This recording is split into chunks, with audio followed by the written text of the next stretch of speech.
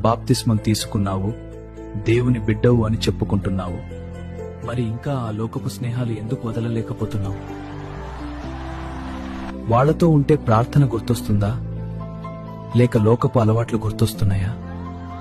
దేవుని కంటే నీకు ఆ స్నేహితులు ఎక్కువైపోయారా?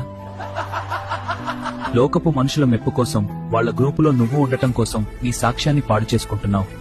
వాళ్లు చేసే వెటకారపు మాటల్లో, వాళ్లు వెళ్లే పాపపు మార్గాల్లో నువ్వు కూడా భాగస్వామి అవుతున్నావు.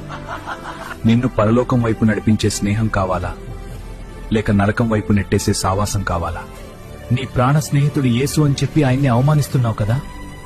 1 Corinthians 15లో దేవుడు కఠినంగా చెబుతున్నారు, మోసపోకుడి, దుష్ట సావాసము మంచి నడవడిని చెరుపును. నీ భక్తి ఎంత గొప్పదైనా సరే తప్పుడు స్నేహం నిన్ను ఖచ్చితంగా పడగొడుతుంది. ఈ రోజైనా నీ చుట్టూ ఉన్న మనుషులని చూసుకో. నిన్ను దేవునికి దూరం చేసే ఆ స్నేహానికి స్వస్తి